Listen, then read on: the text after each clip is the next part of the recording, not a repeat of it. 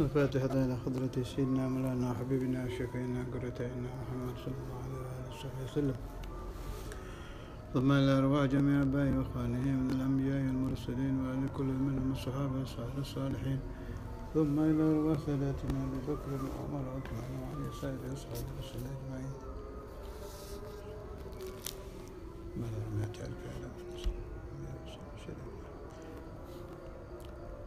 ثم إلى أرواح سيدتنا فاطمة الزهراء وخديجة الكبرى وعائشة رضي الله ثم إلى أرواح سيدنا الحسن وسيدنا الحسين جميع ذريتهما، ثم إلى روح سيدنا المهاجر رضا أحمد عيسى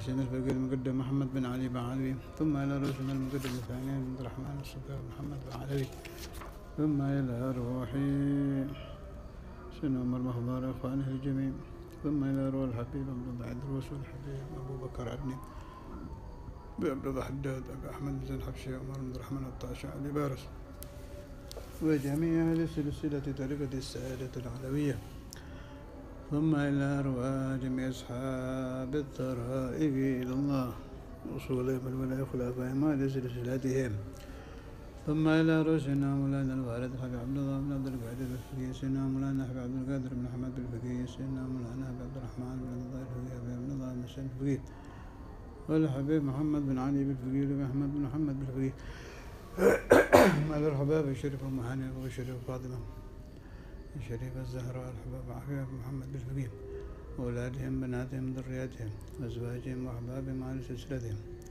موصولا بالولاء خلفائهم على سلسلتهم،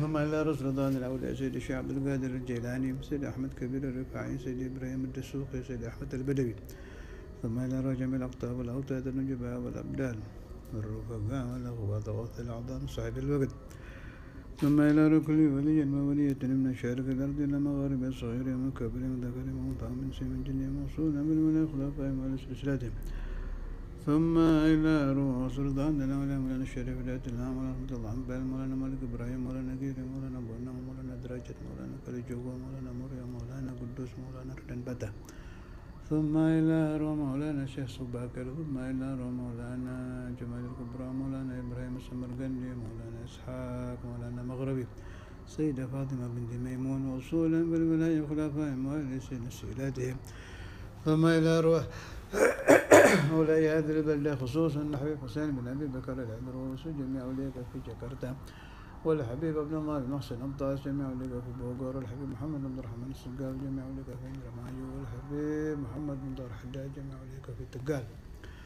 والحبيب أحمد بن عبد الله بن طائف الأطلس مولانا مغربي جميع أولياء في بقالمان، ثم له جميع أولياء في جاوة الشرقية والوسطى الغربية، ووصولهم لولاء خلفائهم وأهل سلسلتهم، ومن عود كل منهم في ترتيبهم، ثم إلى روبي حمد بن الرضا الشيبان محمد خليل بن قلان بن جعفر بن شيخان، الحبيب علي بن الرحمن الحبشي بن علي بن سن عطاس، الحبيب أحمد بن عبد الله الحبيب أحمد بن عبد الله عطاس والحبيب عمر بن هود العطاس، وإلى روحي الحبيب نوح الحبشي وجميع أوليائك في ماليزيا مولانا شيخ إسماعيل وجميع أوليائك في ماليزيا رسولهم من خلفائهم وعلى سلسلتهم أوليائك في سنغافورة وجميع أولياء الكون، ثم إلى روح شافعي مالكي حنفي حنبلي إمام غزالي وابن عربي سيدي عبد العزيز الدباغ جميع أوليائك في الشام، جميع أوليائك في فاس، جميع أوليائك في زنبل، جميع أوليائك في فرات، جميع أوليائك في أقدر، جميع أوليائك في اليمن، وجميع أوليائك في بلاد الإسلام، وجميع أوليائك في بلاد العجم، وجميع أوليائك في الكون، جميع أوليائك في جبل القاف ووصولهم بالولاء خلفائهم وأهل سلسلتهم، ثم إلى رحمن نبينا خاصة من أولئك أنبيائك ورسلك خصوصا سيدنا إبراهيم سيدنا الخضر، وإلى روح سيدنا عيسى جميع الأنبياء المرسلين، ثم إلى روح 200 ألف آدم من رسل بالنبي ورسل الأولياء، ثم إلى روح شهاب الغنائم ثم إلى روح بهجة السلام ثم إلى روح صهيب بن كعب ينجبه ثم إلى روح صولة من الملائكة الخلفاء وعلى سلسلتهم وصل اللهم ثواب هذه الفاتحة وثواب هذا الدرس في هذه الليلة قبل هذه الليلة وبعد هذه الليلة إلى أرواحهم وإلى أرواح غيرهم من أوليائك وأنبيائك ورسلك وملائكتك المقربين خصوصا سيدنا جبريل وخصوص الحصوص إلى أرواح سيدنا مولانا محمد صلى الله عليه وسلم بنية صلح القلوب القوالب والحصول لكل المطالب جاه سيدنا محمد سيدنا علي بن أبي طالب كافة أهل السبيل المناقب نويت التعلم والتعليم والتذكر والتذكير والنفع والانتفاع والإفادة والاستفادة والحث على التمسك بكتاب الله وسنة رسوله صلى الله عليه وسلم والدعاء إلى الله تعالى الخير ابتغاء مرضاته وقربه وثوابه وحسن الخاتم ولطفه والعافية على هذه النية كل نية صالحة من نية الفتوح والمنوح والرسوخ صلاح القلب والجسد والروح وتوبة النسوح بنية المعرفة بنية النظر لا وجه الكريم ولا الدوام بلا محن الدنيا الأخرى لنا ولأولادنا بناتنا ذريتنا وأحبابنا ومن سلك في محبتنا واعتقادنا ومن سعادنا بالسلك لا لبنات تلاميذ الصالحين اللهم هذا الدعاء منك الإجابة وهذا الجهد مني وعليك التكلان لا حول ولا قوة إلا بالله العلي العظيم إلى حضرة النبي صلى الله عليه وسلم ثم إلى أرواح صاحب الكتاب الذي قرأته في هذه الليلة قبل بعد هذه الليلة وعلى لك سعيد كلمة يا رئيس بجول يملسك من فضائل سيد السلسل المشير شيخ أبو بكر بن سالم سيدي معروف الكرخي سيدنا عقيل بن سالم أبي أبو بكر فاتحة أعوذ بالله من الشيطان الرجيم بسم الله الرحمن الرحيم الحمد لله رب العالمين الرحمن الرحيم مالك يوم الدين إياك نعبد وإياك نستعين الصراط المستقيم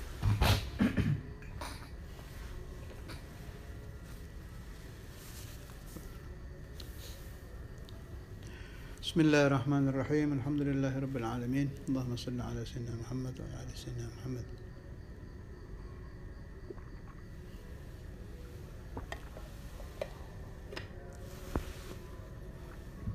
أعوذ بالله من الشيطان الرجيم بسم الله الرحمن الرحيم ألف لام ميم ذلك الكتاب لا ريب فيه هدى للمتقين آيات ke-3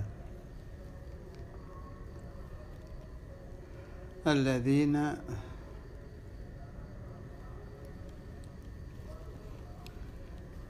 يؤمنون بالغيب. 1.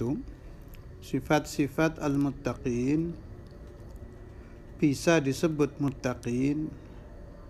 Definisi al-muttaqin itu apabila 1. Yu'minuna bil ghaibi.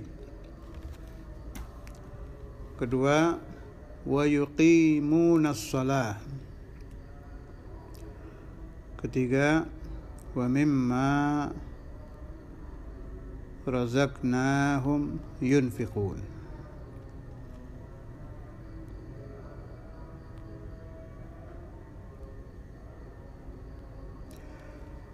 Al-Imam An-Nawawi Al-Bantani halaman 9 Marah Labid juz 1.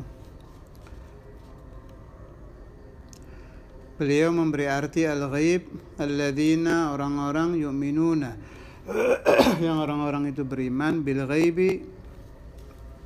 Al-ghaib di sini beliau artikan yang tidak terlihat, yang ghaib dari surga, neraka, sirat, mizan, hari kebangkitan, hisab dan lain-lain.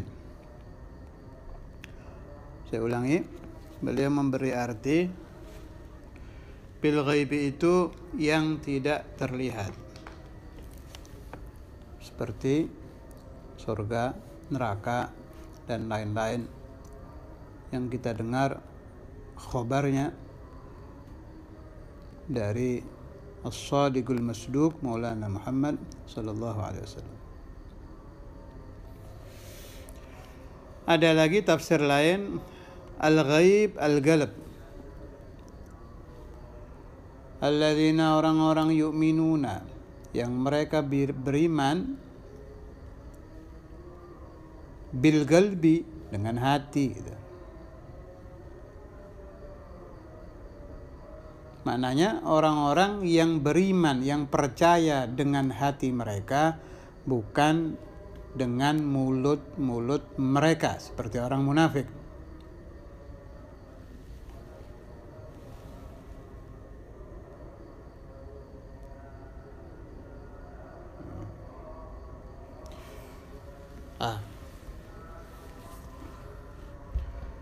Masalah beriman dengan ghaib.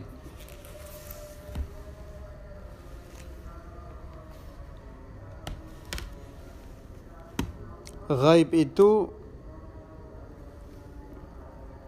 yang tidak bisa diindra dengan panca indra.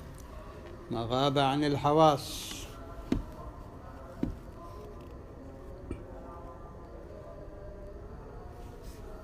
Yang mata tidak bisa melihat. Tetapi di sini Allah menerangkan yu'minuna bil ghaibi, percaya dengan hal-hal yang tidak bisa dilihat mata.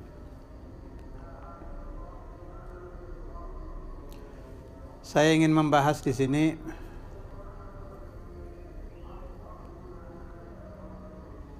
mudah-mudahan saya khususan wa auladana banatana wa ayalana khasah wa talamidana amah bisa diberi futuh oleh Allah Ta'ala sehingga mengerti apa itu al-imanu bil ghaib. Sebab orang yang ingkar dengan ghaib, atau bahasa Indonesianya dengan barang gaib, sesuatu yang gaib, kalau yang dimaksud dengan gaib itu satu, antu'mina billahi Allah, dua, wa malaikatihi, tiga, wa kutubihi, Al-Quran dan sebangsanya, empat, wa rusulihi, para rasul, wal yaumil akhiri, hari kiamat, wa bil qadari khairihi wa syarrih, takdir baik buruk. 6, ingkar dengan ini murtad, kafir, sebab termasuk arkanul iman. Selentingan saya dengar, tidak usah menyebut nama dan kelompok, ada yang mengatakan, bagaimana kita percaya dengan hal-hal tersebut, wong kita tidak pernah ke sana. Ini perlu dibahas supaya tidak didengar telinga, dibaca oleh mata, masuk ke dalam hati dipercaya, yang mempercayainya wal'iyadzu billah hukumnya murtad alias kafir. Saya ingin membahas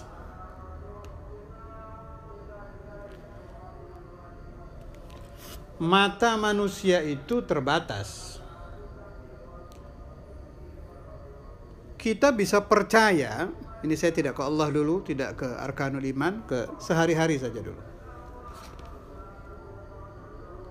Kita bisa percaya seseorang itu pasti hadir di ruangan yang kita di situ meskipun kita tidak melihat. Contoh, seseorang berada di atas mimbar yang hadir puluhan ribu. Terlintas di dalam hatinya, fulan yang bernama Zaid datang apa tidak? Dia bisa percaya kehadiran si fulan meskipun matanya mencari-cari tidak ketemu, sebab mata terbatas.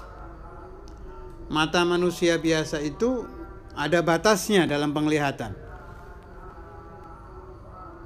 Kalau dia diberitahu oleh seseorang shadiq yang jujur, yang tidak terlibat dusta, dikenal sebagai al-amin, orang yang dipercaya, dia bisa percaya. Meskipun mata tidak bisa melihat. Kita bisa tahu di dalam sejarah ba'du ashabin Nabi Muhammad sallallahu alaihi wasallam matanya buta. Seperti Sayyidina Ibn Ummi Maktum dan lain-lain. Tetapi binassil Qur'ani wal hadithi haula'i mu'minun. Mereka tetap diberi gelar orang yang beriman meskipun matanya buta. Mata terbatas, saudara. Bahkan kita tidak bisa melihat dari arah belakang kita. Kalau iman harus dengan mata, repot, manusia terbatas. Kecuali Sayyidina Maulana Muhammad SAW yang bisa melihat lewat arah belakang. Nabi bisa tahu sahabat hadir, sahabat sholatnya sempurna atau tidak, meskipun beliau tidak melihat dengan mata suci beliau yang di daerah depan. Diterangkan oleh ulama, bi khalfihi ka'amamin ru'yatun thabatat wa la yara dhillahu fi syamsi dhu fatan. Beliau sallallahu alaihi wasallam bisa melihat arah belakang sebagaimana bisa melihat arah yang di depan. Memang ada beberapa manusia yang diberi kelebihan oleh Allah Ta'ala yang bisa melihat sampai jauh. Dulu waktu saya di Darul Hadis, waktu belajar ilmu nahwu itu ada disebut nama Hadami. Diberi contoh waktu itu, idza qalat Hadami fasaddiquha fa innal qawla ma qala Hadami. Apabila Hadami sudah berkata akan datang musuh, akan datang ini, percayai saja, sebab pendapat yang pasti benar adalah pendapat Hadami. Kenapa? Sebab zaman dahulu kala belum ada teropong, tapi mata Hadami ini bisa melihat jarak sampai jauhnya 2 bulan. Sangat tajam matanya. Tapi itu 1001 atau lebih tepat mungkin 1 miliar orang satu mungkin yang seperti itu matanya. Karena itu kita harus bersyukur kepada Allah Subhanahu wa taala bahwa iman dengan ghaib tidak ada syarat menggunakan mata. Seseorang menjadi sahabat Nabi Muhammad SAW tidak ada syarat menggunakan mata. Malah ta'rif dari ulama yang memakai kalimat yang dinamakan sahabat adalah orang yang melihat Nabi Muhammad. Itu kata-kata melihat digaris bawahi oleh ulama-ulama ahli syarah, disyarahi dengan manijtama'a mu'minan bihi sallallahu alaihi wasallam.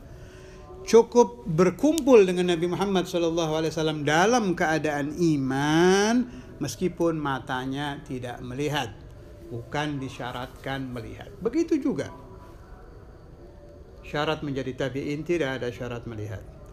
Syarat menjadi muslim, mukmin, santri tidak ada syarat melihat.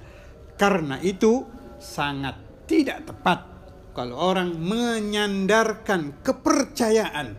Ada hari kemudian, ada kejadian setelah kematian, ada mahsyar, ada azabun nar, azab neraka, ada kenikmatan surga, harus melihat. Inna lillahi wa inna ilaihi raji'un. Hadza jahlun mutbik. Saya kira teori yang sangat bodoh dan sangat jauh dari kebenaran, dan teori yang tidak berlandaskan dalil-dalil ilmiah. Apalagi dalil-dalil ajaran-ajaran yang berasal dari pencipta dalil, Hadratullah Azza wa Jalla. Ayyuhal ikhwan, saya teruskan. Masalah percaya dengan ghaib, saya pernah membaca di kitab tafsir yang lain, diterangkan di situ ta'rif ghaib ma ghaba an hawasika, yang tidak bisa dilihat dengan panca indramu.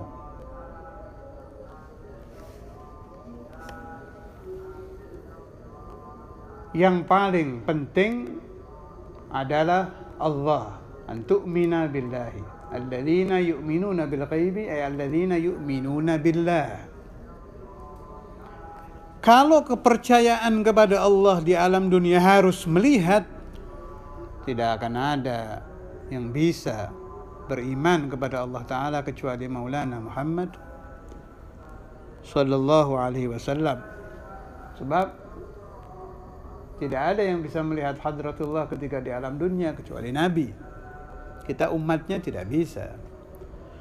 Karena itu untuk diterima iman, kita menggunakan alat ciptaan Allah yang disebut al-qalbu, hati sanubari. Dan tempat mempelajari iman billah adalah ilmu tauhid. Tidak sah orang mempercayai adanya Allah Ta'ala kalau dia tidak mempelajari ilmu tauhid, mempelajari la ilaha illallah yang telah dimudahkan jalannya oleh dua imam Ahlus Sunnah wal Jamaah. Satu, Al-Imam Abul Hasan Al-Ash'ari, cucu dari as-sahabi al-jalil Abu Musa Al-Ash'ari, dan imam yang kedua adalah Imam Abu Mansur Al-Maturidi. Keduanya disebut imam ahli sunnah wal jamaah yang menemukan ilmu aqaid ahli sunnah wal jamaah, ilmu imani billah, ilmu untuk percaya kepada Allah Ta'ala melalui ajaran yang disebut nazar dalil, merenungkan dalil hudusul alam, barunya alam, sampai menemukan sifat wujud, qidam, baqa, mukhalafah, qiyamuhu ta'ala binafsih, wahdaniyah, qudrat, iradat, ilmu, hayat, sama, basar, kalam, qadiran muridan, aliman hayyan, sami'an basiran, mutakalliman, sampai tuntas baru iman kita kepada Allah Ta'ala bisa menemukan ilmu yaqin. Ulama Ahlus Sunnah wal Jamaah menerangkan bahwa al-yaqin ada 3 derajat. Satu, ilmu yaqin, menemukan bahwa Allah Subhanahu wa Ta'ala betul-betul ada dengan tafakkur dalil hudusul alam, barunya alam, sampai menemukan sifat 20. Dan ini hukumnya wajib syar'i usul, wa huwa ma idza tarakahu kafar. Kalau orang tidak menemukan wujudullah azza wa jal dengan bertafakkur menggunakan akalnya sampai hatinya yakin, belum dihukumi beriman kepada Allah azza wa jal. Yang kedua, ainul yaqin. Ainul yaqin ini hadiah dari Allah Subhanahu wa Ta'ala kepada hamba-hambanya yang telah menemukan ilmu yakin kemudian mengamalkan ilmunya, mendekatkan batinnya kepada Allah Azza wa Jal. Dia setelah menemukan bahwa Allah Subhanahu wa Ta'ala betul-betul mawjud, menemukan bahwa Allah Subhanahu wa Ta'ala arsala rasulahu maulana Muhammadan sallallahu alaihi wasallam, fatakallama hadzal nabiyul jalil, Nabi besar Muhammad sallallahu alaihi wasallam bercakap-cakap dengan kita melalui guru-guru kita, guru melalui guru, gurunya melalui gurunya, gurunya melalui gurunya, sampai di hari Nabi besar Muhammad sallallahu alaihi wasallam bercakap-cakap dengan sahabat-sahabat beliau yang diriwayatkan, wa idza sami'u ma unzila ila rasuli tara a'yunahum tafidhu minad dam'i mimma 'arafu minal haqq yaquluna rabbana amanna faktubna ma'asy syahidin. Sahabat-sahabat Rasul sallallahu alaihi wasallam apabila mereka mendengarkan lantunan-lantunan ayat Al-Qur'an yang disuarakan oleh lisan Rasulullah sallallahu alaihi wasallam, ayat-ayat tadi masuk ke dalam sanubari hati kalbu para sahabat yang mendengarkan dengan khusyuk, sehingga air mata para sahabat Nabi ini bercucuran. Kemudian mereka berdoa, Rabbana amanna. Ini penting. Wahai Tuhan kami telah beriman. Faktubna ma'asyahidin. Setelah kami beriman, catatlah agar kami meninggal dalam keadaan syahid. Kita ingin mengikuti mereka, ingin sampai ke derajat ainul yaqin, hadiah dari Allah. Tidak bisa dicari ini. Tidak ada sekolahnya, tidak ada madrasahnya, tidak ada universitasnya, tidak ada pesantrennya, tidak ada majelisnya. Kata Al-Habib Abdullah bin Alawi Al-Haddad, seorang ulama yang pangkatnya sampai kepada tajdid, beliau disebut Al-Mujaddid, pembaharu Islam pada zamannya. Beliau ucapkan, bil ilmi wal ibadah shara al-ghaibu kasyahadah. Dengan ilmu dan ibadah kepada Allah Ta'ala, kita bisa sampai ke derajat ainul yaqin. Shara al-ghaib kasyahadah. Sehingga kita betul-betul ghaib, alladzina yu'minuna bil ghaibi, yang asalnya kita beriman menggunakan ilmu yaqin, keyakinan yang didapat dari ilmu, bisa meningkat, kita menyaksikan syahadah, bisa menyaksikan. Banyak ulama-ulama yang telah sampai ke derajat ainul yaqin, diberi hadiah oleh Allah Ta'ala. Bukan hanya ulama, mulai zaman sahabat Nabi besar Muhammad sallallahu alaihi wasallam, ada sahabat-sahabat yang bisa melihat al-jannatu wa na'imuha, surga dengan kenikmatannya, an-naru wa 'adzabuha, neraka dengan siksanya.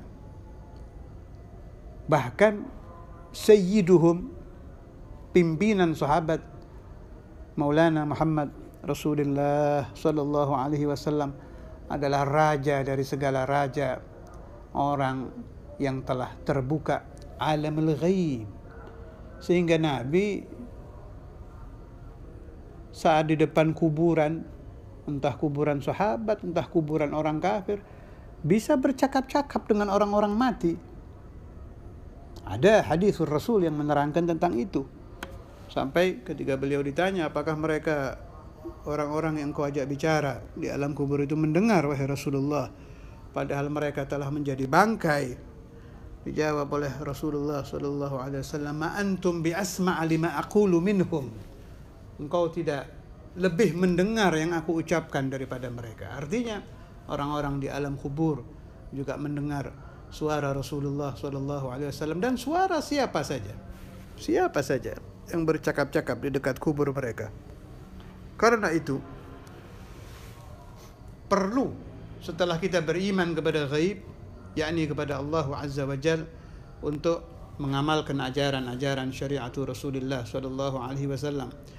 Jelas bukan hanya yang wajib, jelas yang sunnah-sunnah. Apa saja yang kita dengar, kita amalkan untuk membersihkan batin kita agar sampai ke derajat al-ghaib, berubah menjadi syahadah, hal-hal yang bisa disaksikan. Tetapi ainul yaqin atau melihat hal-hal ghaib ini, kita tidak diperintahkan, tidak diwajibkan harus bisa, tidak. Kita hanya diwajibkan sampai ke derajat ilmul yaqin.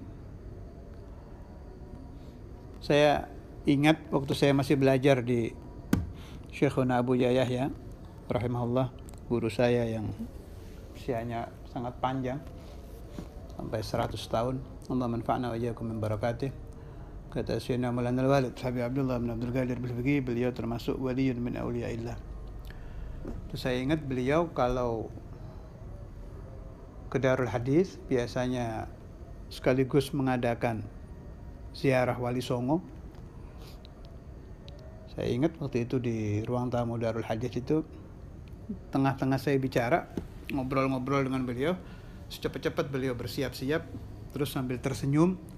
Sebab Syekhuna Abuya ini hampir tidak pernah terlihat marah, jarang sekali marah. Orang yang sangat sabar beliau.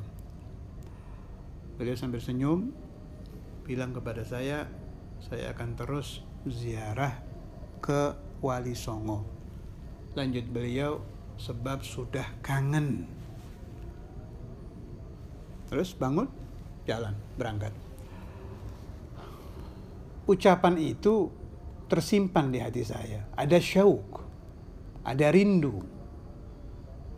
Padahal yang didatangi cuma kuburan. Ada nisan, ada kuburan, kita tidak bertemu dengan mereka untuk kelas-kelas kita. Tapi sudah ada syauk, ada kerinduan.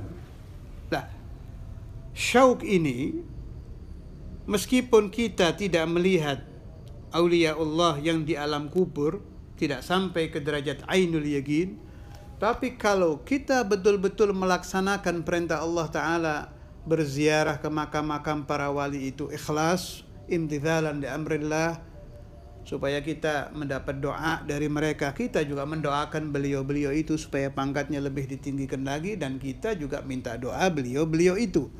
Allah Ta'ala akan memberikan hadiah thamaratul iman, tambahan buah-buah iman di dalam batin. Nanti muncul rindu kepada para wali, rindu kepada ziarah. Mirip-mirip rindunya orang umrah. Orang yang pernah merasakan haji atau umrah, kalau sudah kembali ke tanah air, ada syauk, rindu. Rindu kepada Ka'bah, rindu tawaf, rindu sa'i, rindu ziarah ke magamur Rasul sallallahu alaihi wasallam. Yang kalau ditanya kok bisa begitu, tidak tahu. Tahu-tahu muncul. Itu hadiah rabbaniyah, hadiah dari Allah Ta'ala bagi orang yang mengamalkan salah satu perintah Allah Azza wa Jalla. Tidak beda dengan orang yang rutin tahajud, terutama kaum wanita yang rutin tahajud. Ketika mereka haid atau nifas akan muncul syauk, rindu, ingin cepat suci supaya bisa bertahajud, supaya bisa salatul duha, supaya bisa salatul jamaah. Fa'lam, ketahuilah olehmu, ini termasuk thamaratul iman, buah keimanan, termasuk hadiah rabbaniyah, hadiah dari Allah Ta'ala bagi orang-orang yang setelah yu'minuna bil ghaibi, beriman kepada Allah Ta'ala, mereka lanjutkan dengan mengamalkan syariatu Sayyidina wa Maulana Muhammad Rasulullah sallallahu alaihi wasallam. Kembali ke masalah guru saya tadi. Saya juga pernah bertanya kepada beliau. Kebetulan waktu itu kalau saya tidak salah ingat sedang membaca Ihya sampai pembahasan tentang alam kubur. Mungkin saya kurang sopan saat itu, tapi tidak mengapa. Pertanyaan saya kurang sopan menyebabkan saya dapat ilmu.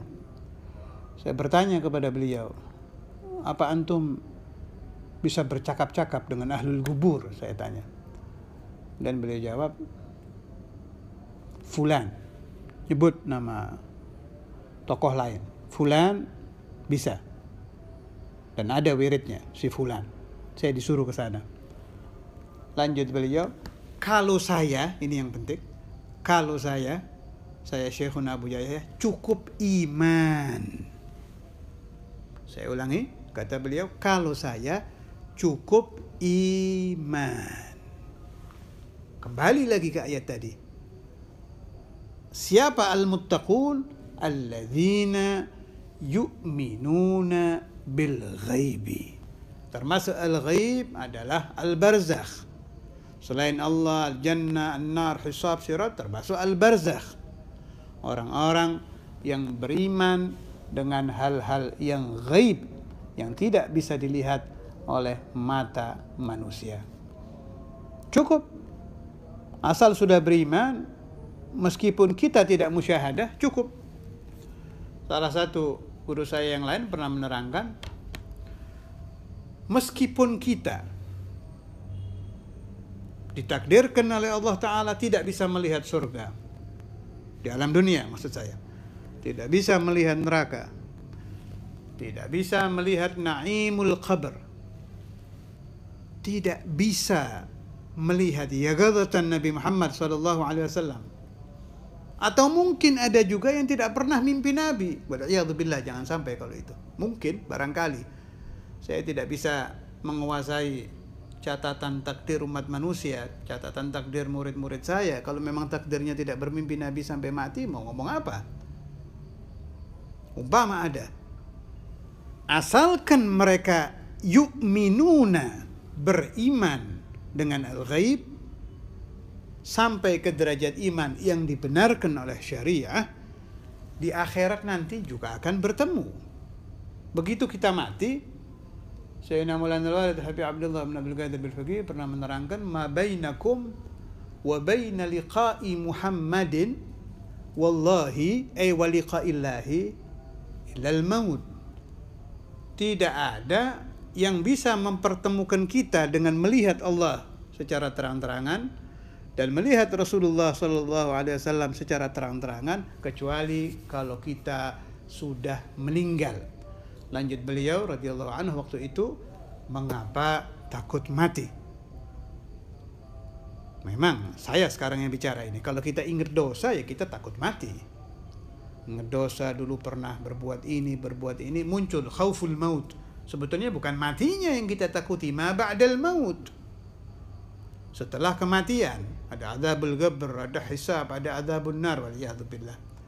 Tapi di samping ketakutan kita, jangan hanya khauf.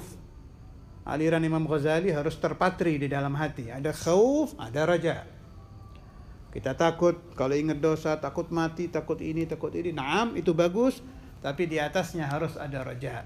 Di sana juga ada sahibus syafa'ah al-uzma, Sayyiduna wa Maulana Muhammad sallallahu alaihi wasallam, yang tidak mungkin tidak mensyafaati kita asalkan kita saat meninggal membawa faham la ilaha illallah, sesuai sabda Rasulullah sallallahu alaihi wasallam dalam dua hadis yang berhubungan maksudnya. Hadis yang pertama, man mata wa huwa ya'lamu an la ilaha illallah dakhala al-jannah. Siapa orang yang ketiga meninggal dia faham la ilaha illallah, dia pasti masuk ke dalam surga. Hadis yang kedua, siapa orang yang ketika meninggal mengucapkan la ilaha illallah dakhala al-jannah.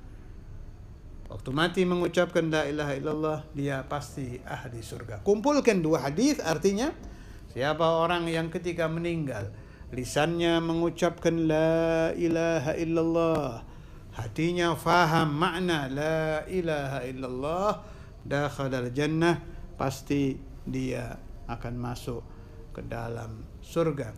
Ja'alana Allah wa iyyakum min ahli la ilaha illallah ظاهرا وباطنا على الدوام بلا محنة دنيا وأخرى. ربنا تقبل منا واقبلنا بالسر أسرار الفاتحة وإلى حضرة النبي. بسم الله الرحمن الرحيم.